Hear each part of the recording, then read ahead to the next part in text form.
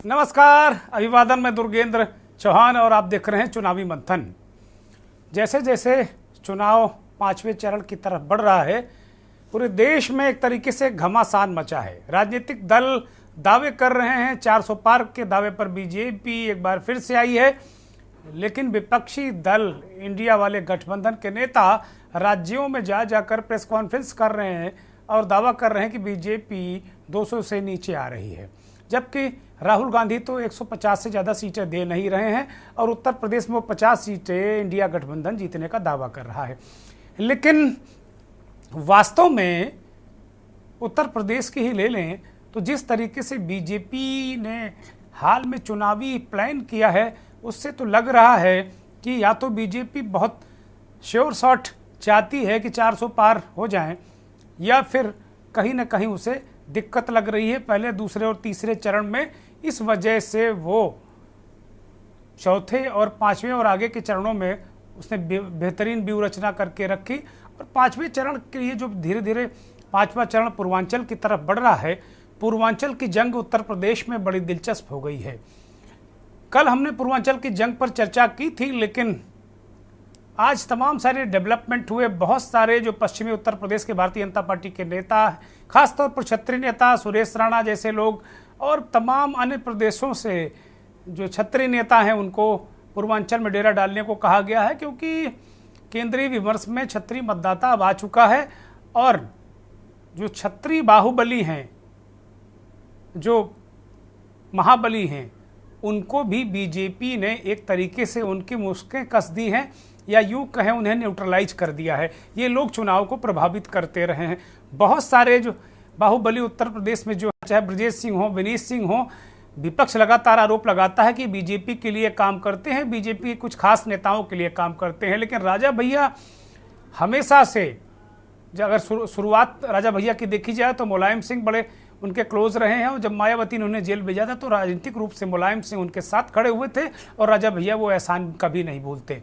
यही वजह है कि अभी हाल में जो राज्यसभा का चुनाव हुआ तो राजा भैया ने भाजपा का साथ जरूर दिया, लेकिन अब जब नंबर आया कि इस चुनाव में राजा भैया कौशाम्बी सीट मांग रहे थे कि उनके जनसत्ता दल को बीजेपी उनका गठबंधन करे और जनसत्ता दल को सीट दे, जबकि अपना दल, निषाद पार्टी, ओम प्रकाश राजभर की पार्टी, इन तमाम दलों को जिनकी तादाद उत्तर प्रदेश में क्षत्रियों से कम है, संख्या कम है उन जातियों की, उनको ये दिया गया है, सीटें दी गई हैं। लेकिन राजा भैया के साथ ऐसा नहीं हो सका और ऐसा लगता है कि वही एक तरीके से अंदर खटास राजा भैया के मन में थी, वो पत्ते नहीं खोल रहे थे। खबर ये आई कि बेंगलुरु में अमित शाह ने राजा भैया को बुलाकर एक मीटिंग की और ये कहा जा रहा था कि राजा भैया बीजेपी के समर्थन का ऐलान कर देंगे। लेकिन कल जब राजा भैया बेती महल में अपने समर्थकों की एक आम सभा राजा भैया ने बुलाई, तो उस आम सभा में राजा भैया ने कह दिया कि जो जिसकी जहां मर्जी हो वोट दे, उनकी तरफ से कोई फतवा, कोई ऐलान नहीं किया जा रहा है। जिसकी जहां अच्छा लगे, उम्मीदवार अच्छा हो, आपका काम करे, उसे वोट दे दीजिए। और अंत में राजा भैया ने बार बार ये बात दोहराई कि जो आपको अच्छा लगे उसे वोट दीजिए। अब जो अच्छा लगे उसे वोट दीजिए, इसने एक तरीके से बीजेपी के लिए कम से कम प्रतापगढ़ और कौशाम्बी में मुश्किलें पैदा कर दी हैं। प्रतापगढ़ में संगम लाल गुप्ता बीजेपी के उम्मीदवार हैं, मुंबई के उद्यमी हैं, कहा जाता है, वो दावा करते हैं कि अमित शाह जी के काफ़ी करीब हैं, नेतृत्व के काफ़ी करीब, वो खुद दावा करते हैं। लेकिन इन सब राजा भैया के ऐलान के बाद से राजा भैया के युवा ब्रिगेड के लोग, उनके करीबी लोग, कम से कम प्रतापगढ़ में समाजवादी पार्टी के कार्यालय में पटका डाले हुए जनसत्ता दल का वो नजर आए। अब वास्तव में अंदर का खेल क्या है, क्या बातचीत हुई है, क्या राजा भैया की कोई डील हुई है बीजेपी से कि राजा भैया इस पर तैयार नहीं हुए कि बीजेपी के समर्थन में ऐलान करें, कोई उनकी राजनीतिक मजबूरी होगी, इस वजह से उन्होंने ऐलान नहीं किया और उन्होंने सबको फ्री छोड़ दिया। और दूसरे लोग कह रहे हैं कि राजा भैया को बीजेपी के जो रणनीतिकार हैं, चाणक्य हैं, उन्होंने न्यूट्रलाइज कर दिया। लेकिन धनंजय सिंह को तो नो डाउट न्यूट्रलाइज कर दिया, क्योंकि उसके परिणाम, उसके रुझान भी सामने आ गए। बाहुबली नेता धनंजय सिंह, माफिया धनंजय सिंह, दर्जनों मुकदमे, कालांतर में धनंजय सिंह एनकाउंटर में पुलिस के हाथों मारे जा चुके हैं, लेकिन बहुत सालों बाद वो सामने जब आए तो पता चला कि पुलिस ने किसी निर्दोष व्यक्ति को ही मार दिया था और वो सारे लोग जेल चले गए। धनंजय सिंह उसके बाद सांसद बने, विधायक बने। राजनीति में, पूर्वांचल की राजनीति में, खासतौर पर जौनपुर और आसपास मछली शहर की सीटों में बाहुबली माफिया पूर्व सांसद धनंजय सिंह का रसूख है और कृपा शंकर सिंह जौनपुर से उम्मीदवार के रूप में भारतीय जनता पार्टी के मुंबई के उद्यमी, हालांकि जौनपुर के मूल निवासी, लेकिन वो जब आए तो ये कहा गया कि अमित शाह ने टिकट देकर भेजा है। पिछली बार जौनपुर सीट बहुजन समाज पार्टी और समाजवादी पार्टी के गठबंधन ने जीती थी।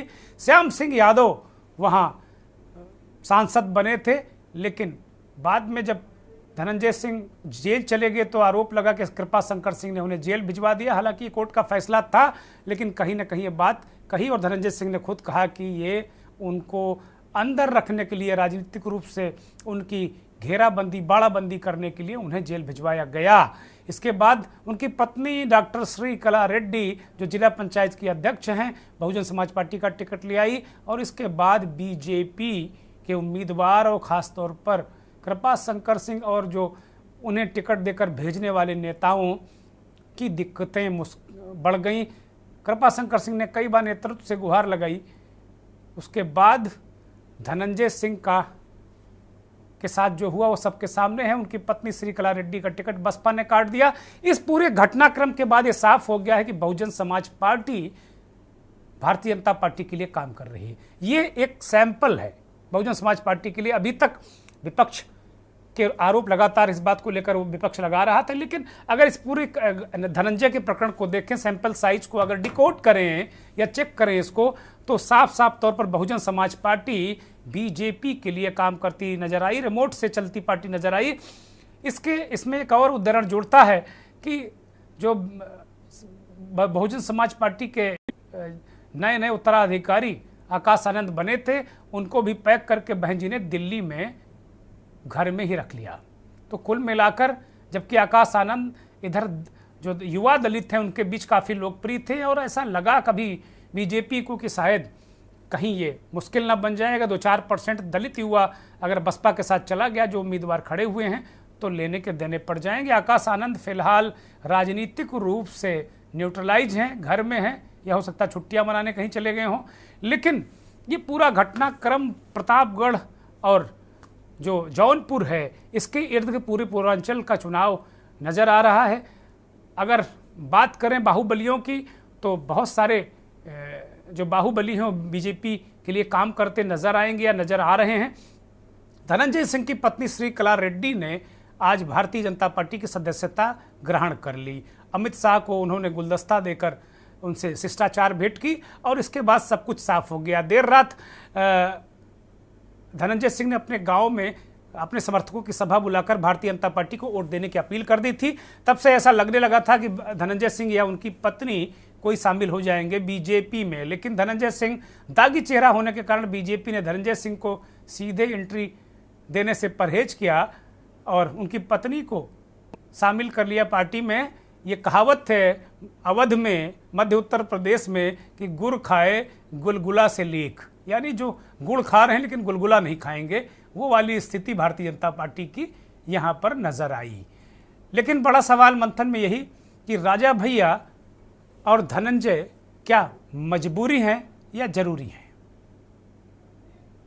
प्रदेश में एक अच्छी सरकार चल रही है, आप लोग भारतीय जनता पार्टी को वोट करें। तो सबसे राय लेने के बाद अब ये निर्णय लिया गया कि इस चुनाव में जनसत्ता दल की तरफ से कोई किसी के समर्थन का निर्णय नहीं लिया गया है। मैंने सार्वजनिक मंच से बोला था कि बुलडोजर नीति का मैं विरोधी हूं।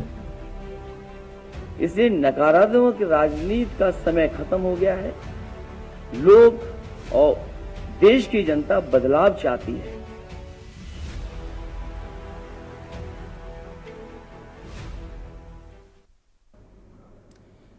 तो राजा भैया और धनंजय मजबूरी या जरूरी, और इन्हीं के सहारे जो पूर्वांचल की 26 लोकसभा सीटें हैं वो तमाम जातियों का गुणा गणित वो एक तरीके से बैठने की कोशिश की जा रही है। लेकिन राजा भैया ने क्या गेम खेल दिया है क्या, ये बड़ा सवाल है। और बीजेपी जो चाल चरित्र चेहरा माफिया मुक्त करेंगे उत्तर प्रदेश को, किया भी उन्होंने। वो धनंजय सिंह को साधना उसकी मजबूरी हो गई है। टिकट कटवाया, उसके बाद फिर पार्टी में उनकी पत्नी को शामिल किया। तो क्या बाहुबली इतने जरूरी हैं क्या एक चाल चरित्र चेहरे वाली पार्टी को? ये बड़ा सवाल है। और राजनीतिक दल, समाजवादी पार्टी या जो अन्य राजनीतिक दल हैं, वो तो चाहे बसपा और सपा तो बाहुबलियों को टिकट देते रहे हैं। मुख्तार अंसारी कई बार बसपा से, कई बार सपा से। इसी तरीके से अतीक का भी मसला था, अशरफ का भी मसला था, दोनों मरहूम हैं। लेकिन अंसारी परिवार का पूर्वांचल में करीब 100 किलोमीटर के दायरे में उनका ठीक ठाक हिसाब किताब है। उत्तर प्रदेश में कहते हैं ना कि इनका बड़ा हिसाब किताब है, तो उन लोगों का हिसाब किताब अभी भी राजनीतिक रूप से है। अब देखने वाला स्थिति होगी कि क्या कैसी स्थितियां परिस्थितियां बनती हैं। यहाँ राजभर हैं, यहाँ निषाद हैं, यहाँ अपना दल कुर्मियों वोटों के दम पर दावा कर रहा है। तो तीनों जो सहयोगी दल हैं एनडीए के, उनकी भी एक तरीके से टेस्टिंग हो जाएगी। लेकिन केंद्रीय विमर्श में क्षत्रिय है और कहते हैं कि जो ये अगड़ी कौमें हैं, क्षत्रिय और ब्राह्मण, ये लोगों को मोबिलाइज करती हैं। इसीलिए इनकी संख्या तादाद भले ही कम हो, लेकिन लोगों को मोबिलाइज करती हैं। हमारे साथ मंथन में मेहमानों का पैनल जुड़ गया है। भारतीय जनता पार्टी के वरिष्ठ नेता, विधायक और उत्तर प्रदेश सरकार में मंत्री रहे डॉक्टर चंद्रिका प्रसाद उपाध्याय जी हमारे साथ जुड़ गए हैं। बहुत स्वागत, बहुत धन्यवाद, बहुत आभार आपका। उत्तर प्रदेश की राजनीति को बहुत अच्छी तरह समझने वाले और ख़ास तौर पर पिछड़ों, दलितों के बीच के विमर्श को बहुत अच्छे से समझने वाले वरिष्ठ पत्रकार विश्लेषक बृजेंद्र प्रताप सिंह हमारे साथ जुड़ गए हैं। बृजेंद्र भाई, आपका भी बहुत स्वागत, बहुत धन्यवाद, बहुत आभार। राजनीतिक विश्लेषक और उत्तर प्रदेश की धरती और देश को नापने वाले राजनीतिक विश्लेषक राघवेंद्र सिंह राजू भी जुड़े हुए हैं। राजू जी, आपका भी बहुत स्वागत, बहुत धन्यवाद, बहुत आभार। समाजवादी पार्टी के वरिष्ठ नेता प्रवक्ता चंचल यादव हमारे साथ जुड़ गए हैं। चंचल भाई जौनपुर में अपने प्रत्याशी को चुनाव लड़ा रहे हैं और वहीं से आते हैं। बहुत स्वागत, बहुत धन्यवाद, बहुत आभार। कई दिनों बाद, बल्कि महीनों बाद आज चंचल यादव प्रकट हुए हैं, पुनः आभार। हेमंत चौधरी हैं राष्ट्रीय अध्यक्ष जन सरदार पार्टी के, ये अभी थोड़ी देर में हमारे साथ शायद जुड़ गए हैं। और सुरेंद्र दुबे जी बाद में अभी हमारे साथ आएंगे। मंथन की शुरुआत डॉक्टर चंद्रिका प्रसाद उपाध्याय जी से ही आज कर दूंगा, क्योंकि डॉक्टर चंद्रिका प्रसाद उपाध्याय उस भारतीय जनता पार्टी से राजनीति शुरू करने वाले नेता हैं जो चाल चरित्र चेहरे की बात करती थी और उस पर अमल भी करती थी। आज उत्तर प्रदेश में योगी की पहली सरकार में तो आप खुद मिनिस्टर थे डॉक्टर साहब, और उस वक्त से जो माफिया उन्मूलन का अभियान शुरू हुआ, बुलडोजर बाबा का जो तमगा मिला योगी जी को, उत्तर प्रदेश माफिया मुक्त हुआ, बहुत सारे काम हुए और इस नाम पे 22 में खूब झरझराकर वोट मिला कि भाई लॉ एंड ऑर्डर बड़ा बेहतरीन है।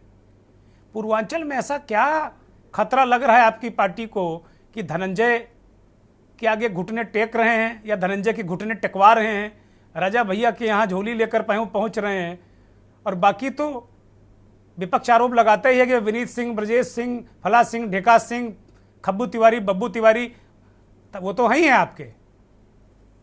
डॉक्टर चंद्रिका प्रसाद उपाध्याय, धन्यवाद। मेरी आवाज? हाँ, दर्शक सुन रहे हैं, आपकी आवाज बुलंद है, बोलिए डॉक्टर साहब। धन्यवाद। जहां तक भारतीय जनता पार्टी का प्रश्न है, उत्तर प्रदेश में लगभग 7 वर्षों से भाजपा की प्रदेश की सरकार है उत्तर प्रदेश में, और माननीय योगी आदित्यनाथ जी हमारे मुख्यमंत्री हैं। तो उनकी जो कार्यशैली है और उनका जिस प्रकार का प्रशासनिक आचरण है, वो सबने देखा है। तो किसी भी माफिया को उनके द्वारा प्रश्रय देना या उनकी पसंद में आना ये संभव नहीं है।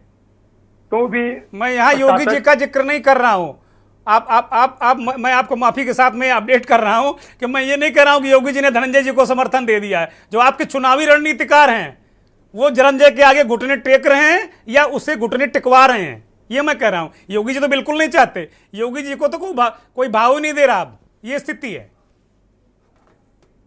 योगी जी का भाव तो सभी लोग दे रहे हैं और देना ही होगा, क्योंकि प्रदेश के मुख्यमंत्री हैं।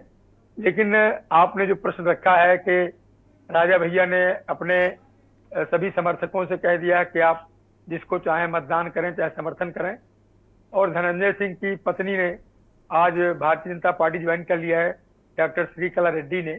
ऐसा अभी मैंने आपके द्वारा ही सुना है।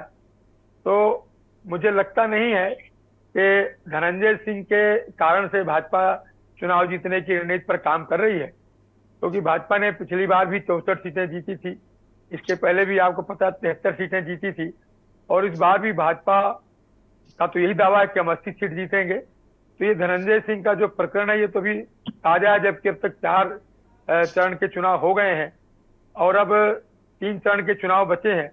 तो उस दृष्टि से मुझे लगता नहीं है अब क्यों इनको ज्वाइन कराया गया है राष्ट्रीय राजनीति में, ये थोड़े दिन के बाद साफ हो जाएगा। चंद्रिका जी वो तस्वीरें देख लीजिएगा, चंद्रिका जी वो तस्वीरें देख लीजिए, अमित शाह जी को गुलदस्ता दे रही है डॉक्टर श्रीकला रेड्डी। ठीक है, आपने कहा तो हम लोग तो उसको मान ही रहे हैं। हाँ, और धनंजय ने कल अपील की, खुद धनंजय ने। अब आप मुझसे ये मत कहिएगा कि धनंजय की पत्नी अपराधी नहीं है।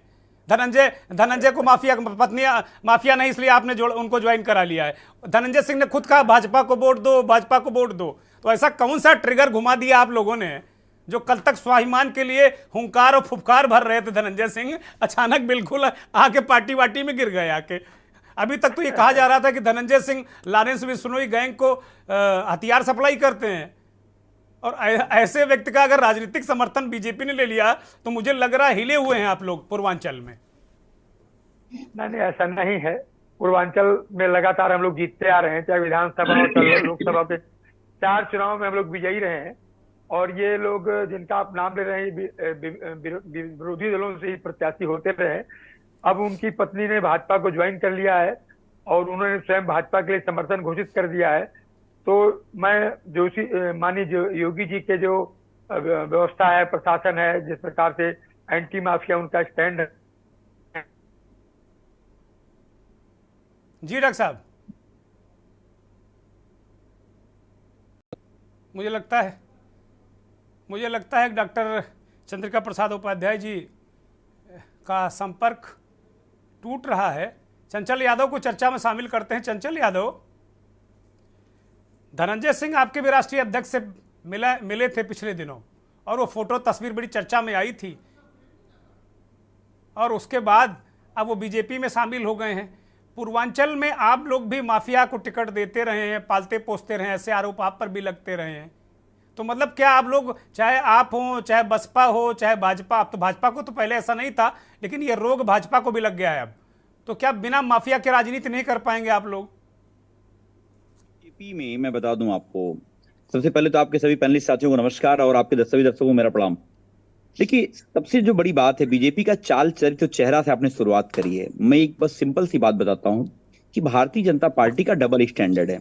आपने देखा होगा जिस तरीके से अगर धनंजय सिंह को लेकर के पूरे हिंदुस्तान में इस बात की चर्चा हुई, पूरी दुनिया में भारत देश की साख पर धक्का लगा कि सोचिए, देश की साख को अगर किसी ने कमजोर करने का काम किया तो बीजेपी के हमारे सांसद और भारतीय जनता पार्टी के बड़े नेताओं ने जो बेटियां हमारे देश को गर्व का अनुभूति प्रदान की। आपको याद होगा जब प्रधानमंत्री के साथ में जो हमारी जो बहनें, जो हमारी जो रेस्लर्स थी, फोटो खिंचवा रही थी, तो प्रधानमंत्री क्या कहते थे, मेरी घर की बेटियां हैं। आप बताओ उसके बाद क्या हुआ जब प्रधानमंत्री संसद भवन का उद्घाटन कर रहे थे और दिल्ली पुलिस जो है अपने पैरों में अपने बूटों से रौंद रही थी। वो विभत्स जो फोटो देख करके कलेजा कांप, किस हिंदुस्तानी का कलेजा नहीं कांपा था। लेकिन भारतीय जनता पार्टी ने क्या किया, आज उसी ब्रजभूषण शरण सिंह को उन्होंने टिकट दे करके उसका महिमा मंडन करने का काम किया। और आज जिस तरीके से भारतीय जनता पार्टी में जो है ये लग गया है कि सरकार नहीं आ रही है, मोदी जी 4 जून को झोला उठा के निकलने वाले हैं, तो उनके अंदर खाने से बहुत सारी बातें आ रही हैं। से लेकर चंचल यादव खामखा सपने पाल ले रहे हो कि मोदी जी चले जाएंगे, वो कह रहे हैं हम 400 पार करेंगे, आप लोग ढेर हो जाएंगे। अरे सर सुन तो लो। और मैं बताता हूं इनका चाल चेहरा के एक और बानगी बताता हूं, आपको याद करिए। अभी देख लीजिए, आंध्र प्रदेश में अपना स्टेट इलेक्शन और जो आम चुनाव, लोकसभा चुनाव दोनों एक साथ हो रहे हैं। बीजेपी का वहां पे टीडीपी, जनसेवा और जो है बीजेपी का गठबंधन है। बीजेपी वहां पे एक साझा घोषणा पत्र जारी करती है जिसमें बाकायदा कमल चुनाव निशान भी छपा होता है। उसमें यह है कि मुसलमानों को 4% आरक्षण देंगे और 5,000 रुपए पर मंथ मस्जिद के वो मेंटेनेंस के नाम पे देंगे। और हिंदुस्तान के अदर राज्य में, और प्रधानमंत्री जी क्या भाषण दे रहे हैं कि धर्म के आधार पर आरक्षण दिया जाएगा, मेरे जीते जी मैं नहीं होने दूंगा। ये चेहरा इनका है। दूसरी बात बताता हूं आपको, ये अरुणाचल प्रदेश में बीफ खाने को इनके नेता जो है मंच से कहां ले बोलेंगे जा रहे हो कि हम चर्चा बीफ को? आप खाने की प्रस्ताव देंगे। पुरानी बातें बहुत, सर, जरा माफिया पे आ जाओ, पूर्वांचल पे आ जाओ भाई। माफिया जरूरी है या मजबूरी है, ये बताओ हमको। सुनिए, आप इतने बहिष्ठ पत्रकार हैं, आप बताओ, प्रधानमंत्री जी अपनी हर रैलियों में बोल रहे हैं कि मैं अपने जीते जी धर्म के आधार पर आरक्षण नहीं लेने दूंगा। ये चेहरा क्या बताता है इनका? वो ये भी कह रहे हैं कि हिंदू मुसलमान नहीं करने देंगे हम, और जिस दिन हिंदू मुसलमान करेंगे सार्वजनिक जीवन में रहने का मतलब नहीं। वो कह तो रहे हैं प्रधानमंत्री जी भाई।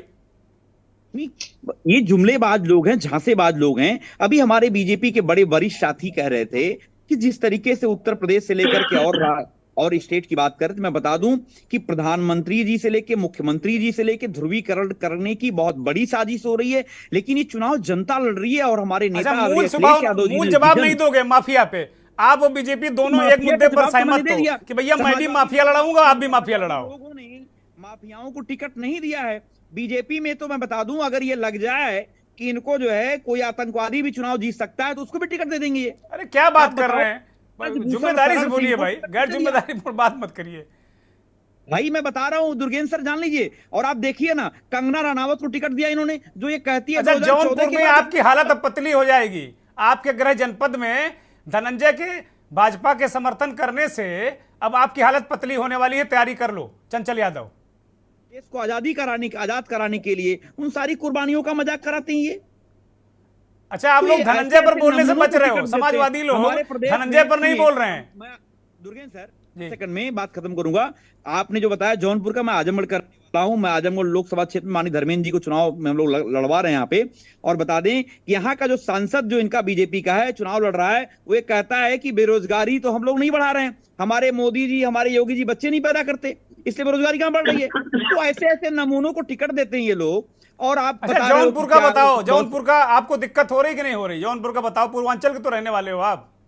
धनंजय का रसूख तो आपको पता है लड़ रहा है। और समाजवादी पार्टी बीजेपी को जान लीजिए कि 80 की 80 सीटों में, यहां तक बता रहा हूं, चर्चा है कि प्रधानमंत्री जी के आंसू निकल आए कल परसों अभी वाराणसी में। ये हालत हो गई है। अभी तो देखिए ये बात समझ में नहीं आ रही। ठीक है चंचल यादव, रोक रहा हूं मैं आपको। हेमंत चौधरी हमारे साथ जुड़े हुए हैं, राष्ट्रीय अध्यक्ष हैं राष्ट्रीय जन सरदार पार्टी के।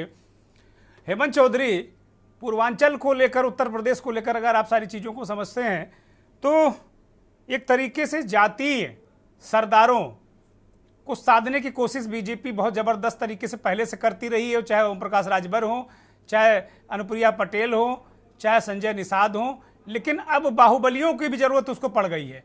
तो क्या पूर्वांचल में बीजेपी को लग रहा है कि वो जितना प्रदर्शन उसने अपेक्षा की वैसा नहीं दोहरा पा रही, इसलिए उसको राजा भैया के यहाँ जाना पड़ रहा है, धनंजय को न्यूट्रलाइज करना पड़ रहा है? जैसा अभी आप कह रहे थे कि गुड़ खाए और गुलगुले से परहेज, भारतीय जनता पार्टी का वही हाल है कि अभी तक ये चूहे बिल्ली का खेल चल रहा था, आज वो सामने आ गया। श्रीकला रेड्डी जी जो जाकर के अमित शाह जी से मिली हैं, उसका रिजल्ट आ गया। अभी तक ये चूहे बिल्ली का खेल अपने सहयोगी दलों के साथ मिलकर जो खेलते थे, अभी आपको याद होगा जिला पंचायत अध्यक्ष के चुनाव में इसी जौनपुर में इस अध्यक्ष पद का जो है सीट जो मिला था वो अपना दल को मिला था, ये सभी को पता है। अब भारतीय जनता पार्टी ने अपना दल को दिया था, लेकिन जिस तरीके से अपना दल का प्रत्याशी अंतिम समय में बैक हो गया, और मुझे लग रहा पूरे प्रदेश में पहला ये जिला पंचायत अध्यक्ष का प्रत्याशी रहा होगा जो अपना वोट स्वयं दूसरे प्रत्याशी को दिया, और वो श्रीकला रेड्डी जी हैं। दूसरे आपके जो है बगल में विनीत सिंह हैं, वो भी बाहुबली हैं, वहां पर भी यही है। जिला पंचायत अध्यक्ष कहीं ना कहीं वही कंट्रोल कर रहे हैं, मिर्जापुर में वही कंट्रोल कर रहे हैं। तो ये कहीं ना कहीं भारतीय जनता पार्टी बाहुबलियों को अपने सहयोगी दलों के माध्यम से कंट्रोल कर रहे हैं और उनके जो सारा काम करा रहे हैं। लेकिन आज वो खेल खत्म हो गया। श्रीकला रेड्डी जी अमित शाह जी से मिल करके जो चूहे बिल्ली का खेल चल रहा था वो खत्म हो गया। तीसरे जो बाहुबली ब्रिजभूषण शरण सिंह का जो अभी आप लोग जिक्र कर रहे थे, वो चूंकि पूर्वांचल के बड़े बाहुबली हैं, बड़े बाहुबली इस तरीके से हैं कि उनका लगभग कई सारे जनपदों में व्यवसाय है, बहुत सारे स्कूल हैं, और उनकी एक अच्छी पकड़ है हर वर्ग में। ऐसा नहीं कि वो सिर्फ ठाकुर बिरादरी में उनका पकड़ है, हर वर्ग में पकड़ है उनका, चाहे वो हिंदू हो या मुस्लिम हो। हेमंत भाई, यही तो बीजेपी भाप रही है कि जितने ये बाहुबली हैं, धनंजय सिंह, राजा भैया, ब्रजभूषण सिंह, इनकी केवल अपने इलाके में पकड़ नहीं, ये दूर तक मार करते हैं। बीजेपी ने दूर की देख रही है, दूर की कौड़ी देख रही है। कह रहा हूं, यही मैं कहना चाह रहा हूं। राजा भैया की अगर बात की जाए तो प्रतापगढ़ से लेकर अगल बगल के 2-4 जनपद ऐसे हैं जहां पे एक मजबूत पकड़ है, और प्रतापगढ़ में एक अच्छी पकड़ होने के साथ साथ हर वर्ग पे उनका अपना वोट बैंक है, हर वर्ग के लोग उनके साथ जुड़े हैं। तो कहीं ना कहीं भारतीय जनता पार्टी की मजबूरी है, लेकिन राजा भैया भी एक मजे हुए खिलाड़ी हैं, मजे हुए राजनीतिक हैं। वो भी चुनाव को भांप चुके हैं, और यही कारण है कि वो आज एक न्यूट्रल है। खबर ये भी आ रही है कि शायद वो अपने कार्यकर्ताओं को समाजवादी पार्टी के लिए या इंडिया गठबंधन के लिए भी इशारा किए, जो खबर आ रही है। अब ये पुख्ता जानकारी नहीं है, नहीं सार्वजनिक तौर पर तो उन्होंने कहा जिसको जहां देना है दीजिए। वो तो सार्वजनिक तौर पर उनका बयान आ चुका राजा भैया का। जी नहीं, सार्वजनिक तौर पे आ गया, लेकिन कहीं ना कहीं आज जो न्यूज आ रही है इतने टाइम कि वो अपने अच्छा, एक बात आप कह रहे हैं हेमंत जी के राजा भैया भाप गए, वो क्या भाप गए? राजा भैया तो बीजेपी के साथ अभी राज्यसभा के चुनाव में भी खड़े थे, और उसमें भी कई बाहुबलियों ने वोट दिया। आपको अगर ज्ञात होगा, राजा भैया उसी के साथ रहते हैं जिसकी सत्ता होती है। समाजवादी पार्टी की थी, उसके साथ थे, भाजपा की है, उनके साथ हैं। तो कहीं ना कहीं हो सकता है उनके मन में आया हो कि सत्ता का परिवर्तन हो रहा है, इस वजह से वो न्यूट्रल हो गए हैं। यूपी में कहां सत्ता बदल रही? राजा भैया को यूपी से मतलब है। देखिए, हर किसी को पता है कि अगर सेंट्रल गवर्नमेंट बदली तो जाहिर बात है कि उसका फर्क प्रदेश की सरकारों में पड़ेगा। इसका रिवाज भारतीय जनता पार्टी ने ही शुरुआत किया है, और कहीं ना कहीं जो अगर उसने शुरुआत किया है, अगर दूसरी सरकार बनती है सेंट्रल गवर्नमेंट में, तो वो उसका रिवीजन होना तय है, जो दिख रहा है। अब आगे क्या होगा ये तो राजा भैया जैसे लोगों को जो मजे हुए राजनीतिक हैं, बाहुबली हैं, इनको ज्यादा पता होगा। लेकिन मुझे जो लग रहा है कि कहीं ना कहीं सरकार पलटने का उनको अंदेशा है, इस वजह से वो न्यूट्रल हो गए। ठीक बात है, ठीक बात है। एक ब्रेक पर मैं जा रहा हूं। एक ब्रेक के बाद जो चर्चा है वो बड़ी दिलचस्प मोड़ पर है, और बीजेपी ने जिस तरीके से गोटे बिछाई हैं, बड़ी उसको लग रहा है नीति नियम सिद्धांत। कभी कभी जब बहुत बड़ी लड़ाई लड़नी होती है तो इनको खूंटी पर टांगा जाता है। तो सवाल यही है कि क्या बीजेपी ने नीति नियम सिद्धांत खूंटी पर टांग दिए हैं क्या? विपक्ष कह रहा है कि देश की जनता बदलाव चाहती है, और जो सत्ता पक्ष है वो तीसरी बार प्रचंड सत्ता हासिल करने के लिए अपनी गोटे बिछा रहा है। और यही गोटे पूर्वांचल में जैसे जैसे चुनाव बढ़ रहा है, उत्तर प्रदेश में, क्योंकि यूपी बड़ा महत्वपूर्ण है। लोग कहते हैं कि यूपी से ही सत्ता दिल्ली की बनती है, लेकिन मैं जरा इस बार डिफर कर रहा हूँ। मुझे ऐसा लग रहा है कि इस बार दिल्ली की सरकार महाराष्ट्र, बंगाल और बिहार बनाएगा। लेकिन उत्तर प्रदेश बहुत महत्वपूर्ण है, और चर्चा हमारी यहाँ दो बाहुबली नेताओं की, राजा भैया और धनंजय सिंह। धनंजय सिंह पर बहुत सारे मुकदमे, बहुत सारे बवाल, झंझट, माफिया, तमाम चीज़ें हैं। और सारे जो राजनीति के लोग हैं, जो पुराने लोग हैं, वो कहते हैं भाई इनसे दूरी रखनी चाहिए। लेकिन क्या मजबूरी, क्या ज़रूरी, ये एक राजनीति है। और जैसा मैंने ब्रेक से पहले कहा था, सवाल भी उठाया था, क्या बीजेपी ने नीति नियम सिद्धांत खूंटी पर टांग दिए हैं क्या? हमारे साथ एक मेहमानों का एक पैनल जुड़ा हुआ है। ब्रजेंद्र प्रताप सिंह राजनीतिक विश्लेषक हैं, लगातार जुड़े हैं। ब्रजेंद्र, अब बहुत सारी चीज़ें साफ हो गई, स्पष्ट हो गए कि धनंजय किस पाले में है, राजा भैया क्या कर रहे हैं, बाकी जो माफिया है ब्रजेश सिंह, विनीत सिंह, वो किसके पाले में है। और ब्रजभूषण कह रहे हैं कि हमें बुलडोजर वाली नीति कभी पसंद नहीं थी। ये बोल भी बड़े अजीब हैं, और ये बोल किसके इशारे पर हैं? बुलडोजर वाली नीति किसकी है? मुख्यमंत्री जी की, योगी आदित्यनाथ जी की, उसके आइकान वो हैं। तो ये बोल धनंजय की पत्नी का अमित शाह से मिलना, ब्रजभूषण के ये बोल, राजा भैया जो कहे जाते हैं कि मुख्यमंत्री के करीबी नेता भी वो कहे जाते हैं, तो क्या किस तरीके से देख रहे हैं पूर्वांचल को और इन बाहुबलियों की भूमिका को? ब्रजेंद्र जी बोलिए। जी, मैं आपको दो चीजें बताना चाहता हूं जी। आप जो कह रहे हैं कि धनंजय या रघुराज प्रताप सिंह मजबूरी हैं या जरूरी हैं, देखिए पूर्वांचल इस समय आउटसोर्सिंग पैकेज का एक प्रयोगशाला बन गया है। भारतीय जनता पार्टी यहां आउटसोर्सिंग पर नेताओं को लाती है, बाहर करती है, समय समय पर पैकेज उनके रिवाइव किए जाते हैं। आप देखिए इसी में धनंजय सिंह और रघुराज प्रताप सिंह, अभय सिंह और ब्रजभूषण सिंह, ये चार नाम चर्चा में हैं। माफिया हैं, बाहुबली हैं, गुंडे हैं, लेकिन ये लोकप्रिय हैं। जिस धनंजय की शुरुआत मंडल कमीशन के विरोध में हुई थी, वही धनंजय सिंह अति पिछड़ा के नाम पर नीतीश कुमार के राष्ट्रीय महासचिव बने रहे। तो ये केवल ठाकुरों के नेता नहीं है दुर्गेन्द्र जी, इनके पास अपना आभा मंडल है। ये रॉबिन हुड स्टाइल में काम करते हैं। इनके पास दूसरी जातियों के प्रभावशाली लोग, चंदा देने वाले लोग, इलेक्शन को इधर उधर करने वाले लोग सब हैं इनके पास। अभी मुझे कल रात 11 साढ़े 11 बजे की बात आपको बताता हूं। 3 दिन पहले एक रिपोर्ट आई, राष्ट्रीय स्वयंसेवक संघ ने पूर्वांचल में और खासकर बनारस और आसपास, बनारस के आसपास जौनपुर, प्रतापगढ़, मिर्जापुर और राबर्ट्सगंज, चंदौली, इन जगहों का एक सर्वे कराया था। इसकी 7 जिलों की एक छोटी रिपोर्ट आई। उसमें यह कहा गया कि सहयोगी दलों की भूमिका बहुत स्थिति संदिग्ध है। इनके साथ इनका वोटर आएगा कि नहीं आएगा। ओम प्रकाश राजभर के बेटे को पैर छूकर गिड़गिड़ाकर माफी मांगनी पड़ी। ओम प्रकाश राजभर का घेराव हुआ।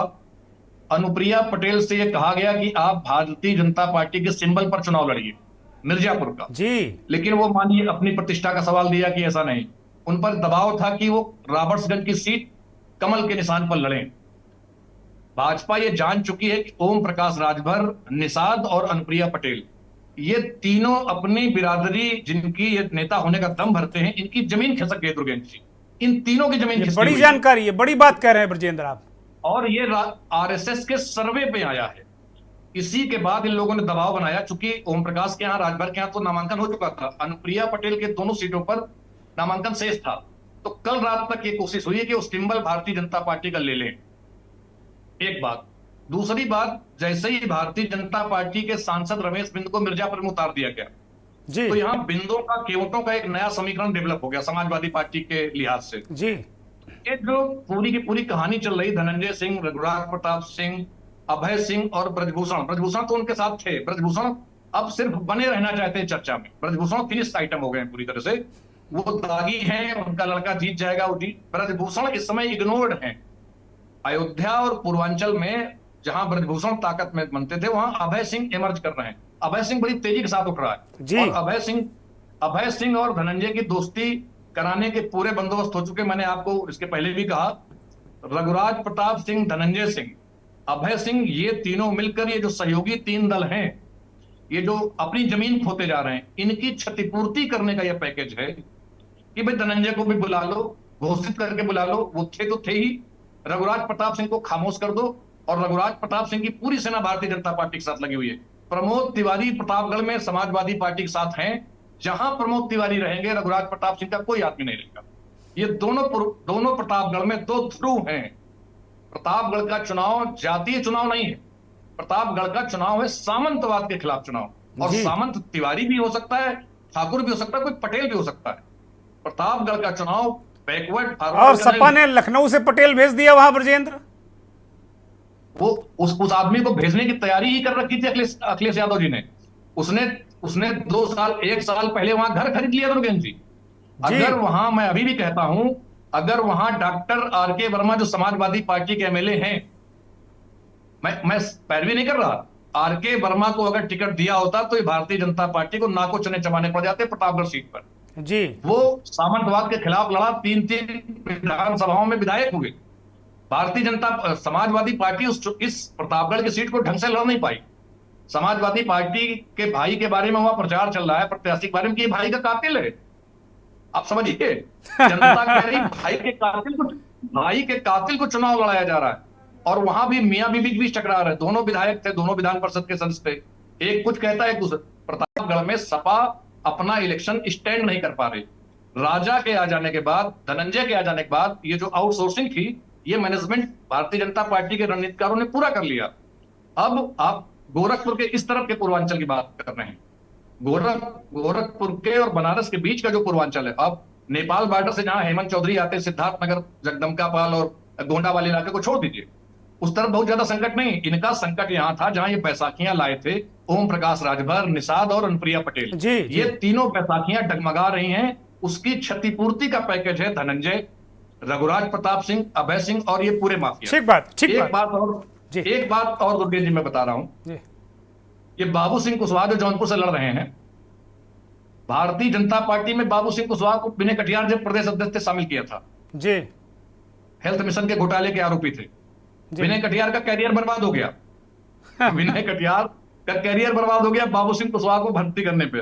बाबू सिंह कुशवाहा को 5 दिन के अंदर भाजपा की सदस्यता हटानी पड़ी। तो अब कौन गुंडा किसके साथ रहेगा ये जरूरी नहीं है। भाजपा हो, सपा हो, सबके साथ गुंडे हैं। राजनीति में गुंडे हैं, ये जनता को सोचना पड़ेगा। राजनीति में गुंडे क्यों हैं ये जनता सोचे। ठीक बात है, ठीक बात है। बहुत ही वरिष्ठ पत्रकार सुरेंद्र दुबे जी हमारे साथ जुड़ गए हैं।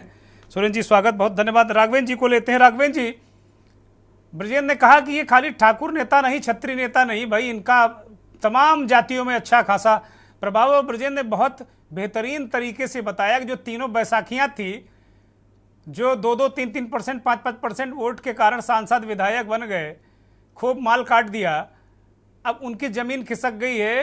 तो ये रिवाइवल पैकेज है कि अगर वो फेल होते हैं तो प्लान बी है ये। लेकिन तमाम देश भर के तमाम क्षत्रिय नेता भी वहां पर डेरा डाले हुए हैं। राघवेंद्र जी, ये किस तरीके से पूर्वांचल की जंग को देख रहे हैं आप?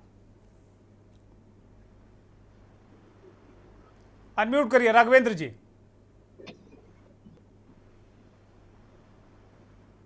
दुर्गेन्द्र जी, जिस तरीके से राजनीति में ध्रुवीकरण जो चल रहा है और आपने जो स्थितियां देखी अभी जब केजरीवाल जी की प्रेस वार्ता हुई और उसके बाद एक मामला उन्होंने सामने रखा कि देश में 75 साल की आयु अगर माननीय प्रधानमंत्री जी पूरी कर लेंगे तो अगला प्रधानमंत्री कौन होगा। इस पर भारतीय जनता पार्टी के चाणक्य और माननीय हमारे देश के गृह मंत्री जी ने स्पष्ट कर दिया कि इस तरीके की कोई बात भले ही कही गई हो, लेकिन अब वो कोई बात या कोई संविधान यहां पर लागू नहीं होता। लेकिन दूसरी बात जो उन्होंने सवाल उठाया था कि अगर केंद्र में सरकार बनती है तो क्या 2 महीने बाद क्या गारंटी है कि योगी आदित्यनाथ जी उत्तर प्रदेश के मुख्यमंत्री रहेंगे या नहीं रहेंगे। दुर्गेन्द्र जी, ये बहुत उत्तर प्रदेश नहीं पूरे देश में एक चर्चा बनी हुई है, क्योंकि इस पर भारतीय जनता पार्टी का कोई बड़ा स्टैंड आया नहीं। अभी हमारे पूर्व पीडब्ल्यूडी राज्य मंत्री जी बोल रहे थे, माननीय चंद्रिका प्रसाद उपाध्याय जी, और वो सीडीओ भी रहे हैं, बड़ी बारीकी से उन्होंने तमाम चीजों को जमीनी स्तर पे देखा है, बुंदेलखंड की पूरी नब्ज वो जानते हैं। और जो पहले चाणक्य थे माननीय मुरली मनोहर जोशी जी, उनके वो राजनीतिक एडवाइजर रहे, मैं उनका शिष्य रहा हूं। वो उरई में जब थे डकोर में तो हमारे पिताजी के साथ बड़ा उनका स्नेह था। मैं सिर्फ आपसे ये बात कह रहा हूं कि आज जो स्थितियां थी लगातार मीडिया में आ रहा था अभय सिंह धनंजय सिंह के बीच रार, और जिस तरीके से और चल रहा था, और एक ये निश्चित तौर पर था कि पूर्वांचल में चाहे वो जो नाम आपने लिए विनीत सिंह, सुशील सिंह, ब्रजेश सिंह, एक बहुत बड़ा तबका जिसमें एक हमारे बाहुबली जेल में भी है और एक सुभाष ठाकुर भी जेल में है। उन सब चीजों को अगर आप एक तरफ रखेंगे तो चंदौली की सीट पर विनीत सिंह का बहुत बड़ा एक प्रभाव रहता है। और अनुप्रिया जी की जो सीट है उस पर भी 96 जो गांव हैं क्षत्रियों के, वो बहुत महत्वपूर्ण है। और इसके बाद अगर राजा भैया का जो अपना जो राजाओं का गढ़ है प्रतापगढ़, अगर 2019 में भारतीय जनता पार्टी ने जनसत्ता दल को ये कहा था कि ठीक है 2 सीटें आपने हमारा सहयोग किया, 2 सीटें हम आपको देंगे, प्रतापगढ़ और कौशाम्बी। दुर्गेन्द्र जी, कौशाम्बी डिक्लेयर हो गई और प्रतापगढ़ में देश के 5वें लोकप्रिय सांसद थे कुंवर हरवंश सिंह जी, जिनको क्षत्रिय महासभा के वो राष्ट्रीय अध्यक्ष भी थे, और उनको स्टैंड बाई कर दिया बीजेपी ने। और स्थितियां ऐसी बनी कि राजा भैया ने सम्मान स्वाभिमान पर वो अक्षय प्रताप को लाए। उन्होंने कहा ठीक है लोकसभा में प्रतापगढ़ से ये लड़ेंगे, लेकिन अक्षय प्रताप पर भी अपराध का कुछ आरोप लगा करके माननीय हमारे गृह मंत्री जी जो चाणक्य हैं उन्होंने अक्षय प्रताप को वहां पर स्वीकृति नहीं दी। और बाद में आपने देखा हो कि बहुत असमंजस की स्थिति के बाद संगम लाल जी को वहां पर चुनाव लड़ाया गया। अच्छे स्थितियां हैं होंगे भाई, गृह मंत्री जी क्या कर देंगे उसमें।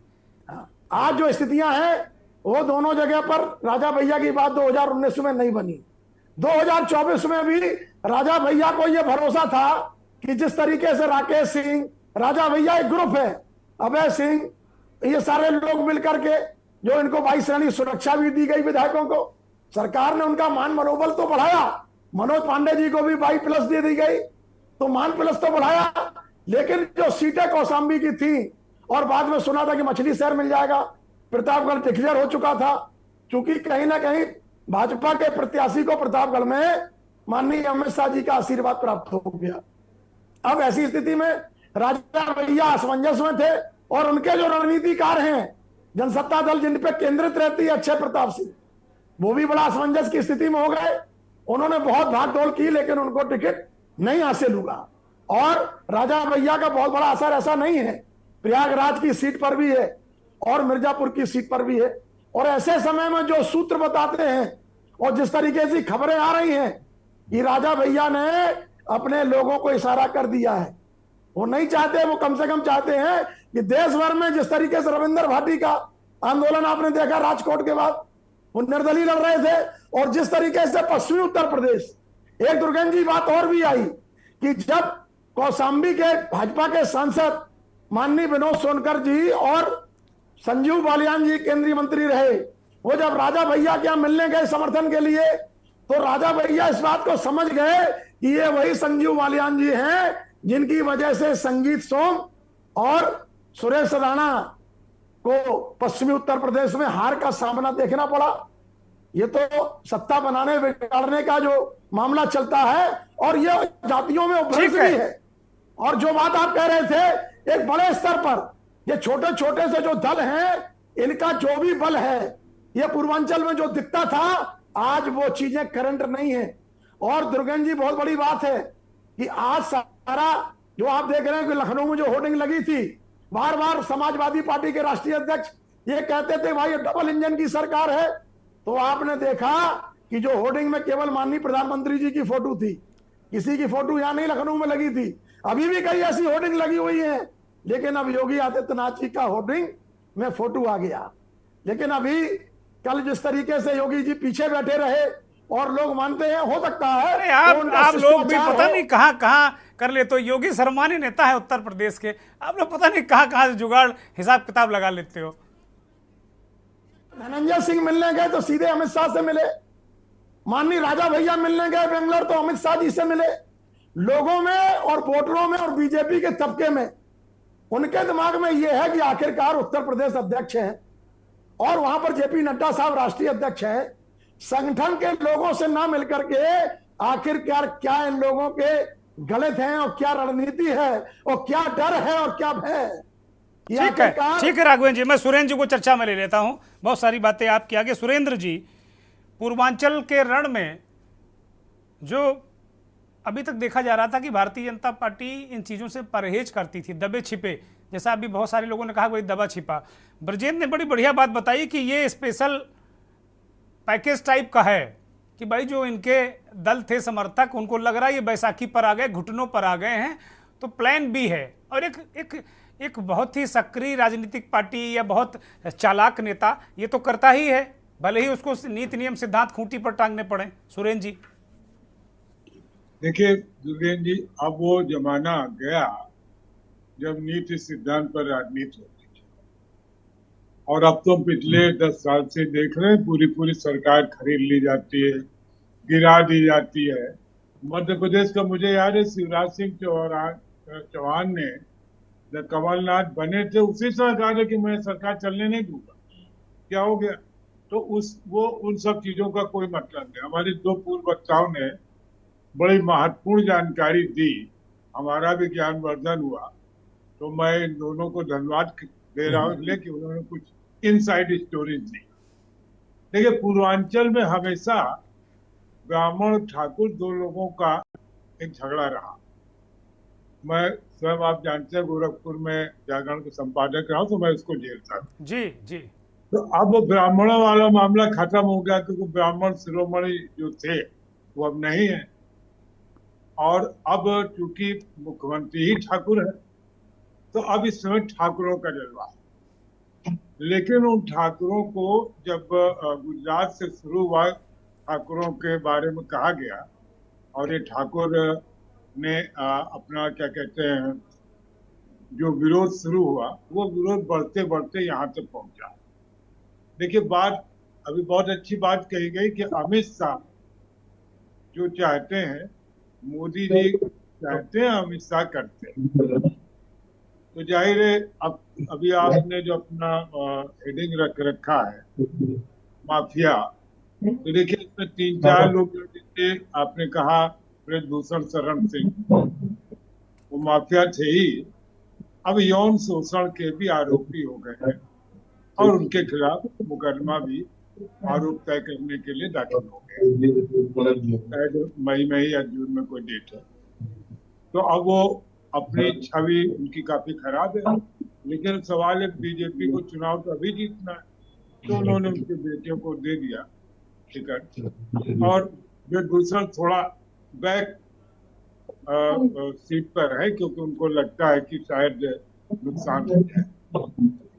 लड़ाया गया जैसे धनंजय सिंह है, वो हम उनको कोई पॉलिटिकल आदमी नहीं मानते, हालांकि वो पॉलिटिक्स में है बहुत समय से, बट बेसिकली नौकरी है।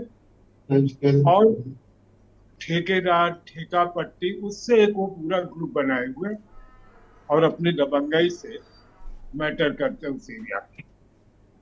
उनको अपना अमित शाह ने बुलाया, उनको जेल से छुड़वा दिया। उससे कला रेड्डी जो है उनकी पत्नी, उनका टिकट मायावती से कह के कटवा दिया। सुरेंद्र जी, क्या इतनी आसानी से, आप तो बड़ी आसानी से कह रहे हैं बुलाया, जेल से छुड़वा दिया? अरे कोर्ट ने छोड़ा भाई सुरेंद्र जी, अमित शाह जी उसमें क्या करेंगे? वो हम भी समझ रहे हैं, पाठक भी समझते हैं, हमारे जो पार्टिसिपेंट वो भी समझते हैं कि कैसे क्या होता। और मैं भी इसी प्रदेश में रहा हूँ, आप तो जानते हैं कि कैसे निचले लेवल पर क्या खेल होता है। और उससे ज्यादा आप देखिए उसमें क्या हुआ कि जैसे धनंजय सिंह वाले मामले में आप मायावती क्यों नहीं कहते? बीजेपी ने दबाव डलवा करके मायावती से टिकट पर डलवा दिया। तो असली खेल तो वहां भी चल रहा है ना। और ये काम क्या कहते हैं अपने अमित शाह जी रेगुलर करते हैं। अब बात आती है क्या कहते हैं राजा भैया। राजा भैया को मैं मानता हूँ कि कंपेरेटिवली फेयर पॉलिटिकल पर्सन है, दबंग है, छोटे बहुत माफिया मान लो, लेकिन पॉलिटिकल है शुरू से। और एक बार वो मायावती का प्रकोप झेल भी चुके हैं, तो मानना चाहिए कि कभी कदार वो स्टैंड ले भी लेते हैं। जब उनसे लगातार हो रही थी बातें, और क्योंकि उनकी बात नहीं मानेगी, वो 2 टिकट चाहते थे, और जो अक्षय प्रताप है वो तो उनके खासा खास है। तो फिर राजा भैया, और राजा भैया देखिए ये जितने लोग हैं, जो भी माफिया है, दबंग है, उसको इस बात की बहुत अच्छी जानकारी रहती है कि किसकी सरकार आने वाली है और किसकी सरकार जाने वाली है, क्योंकि उसकी रंगबाजी इसी पर चलती है।